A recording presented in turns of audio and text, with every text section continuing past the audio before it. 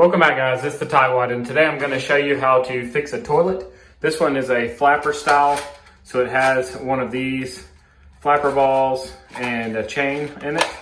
And in the case of this one, the handle doesn't do anything. So we're going to open it up and show you what's going on. Quick disclaimer, this is a vacation home that we're staying in that has this issue. This is not mine. This toilet tank is disgusting. If the inside of your tank looks like this instead, you have a Mansfield toilet, and you can click the link in the top right-hand corner to see a video how to fix yours.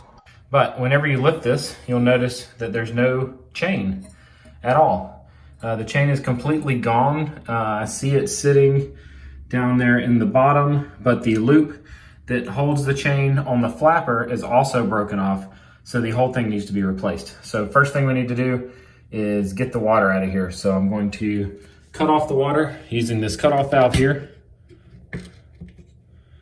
And to cut it off, you go righty-tighty. And that's gonna keep it from trying to fill back up once I drain it. And now I have the not so fun task of reaching my hand down in here and lifting up on that flapper to drain all of the water.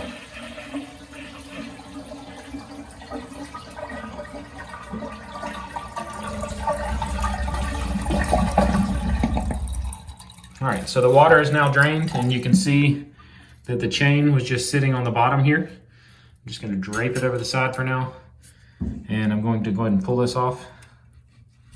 It just lifts off, lift the bottom piece up, and then it should come right out. So when you lift this off, you'll see that the piece that holds that chain is fully broken. So I've got to get the new one put in here.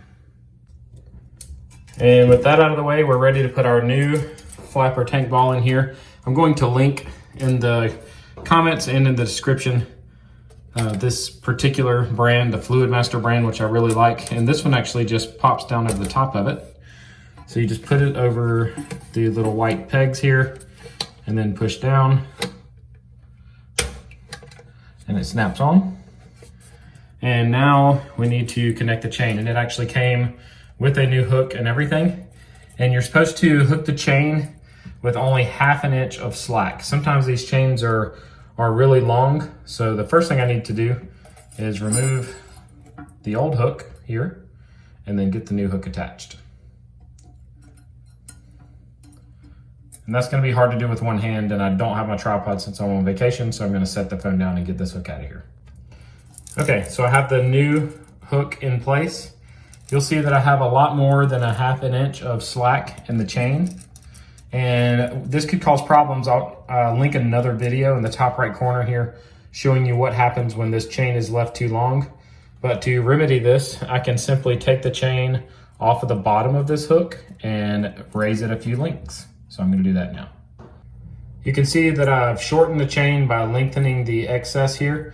If I had some pliers with me or some tin snips, I would go ahead and cut this chain, but I'm gonna have to leave it today. It's not long enough to get in the way on this particular toilet, but if it is long enough to get back down to the flapper valve, you definitely need to trim that chain as well.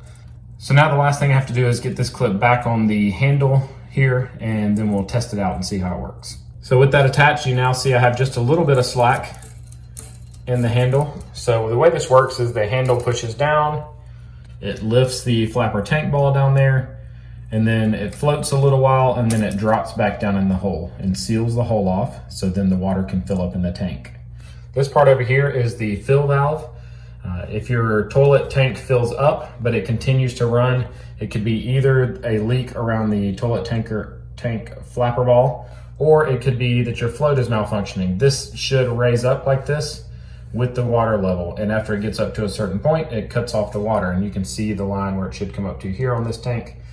If it fills up to the top of this tube right here, the water will start to spill in this tube. So it's a different sound when it's leaking down here at the bottom than when it's spilling over the tube and leaking here. If it's leaking here, it's the fill valve. If it's leaking down there, it's the flapper tank valve. Or you could have a totally different toilet that has a cylinder over the hole down there. It's called a Mansfield toilet, and I do have a video for that I'm gonna link in the top right corner for you.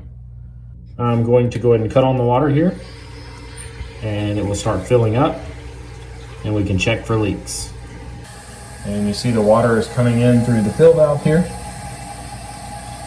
The water is approaching the fill line. You're going to see the float move up and the water will cut off. See the float start to rise.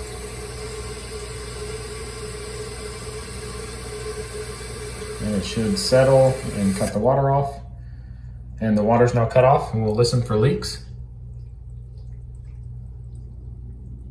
So all the water has finished draining out of this line down into there, so we don't hear any leaks at all. So that means that our flapper tank valve is sitting down there in the bottom flush. So now I'm going to flush the toilet. I'll let you see what happens. You'll see when I push this down, that lever is going to come up. And you see it floats for a minute. And then it should drop down into the hole, sealing it off. And then it fills the tank back up. So I hope you found this video helpful. If you did, give it a thumbs up and subscribe to my channel. Post any questions you have in the comment section below, and I'll be sure to respond.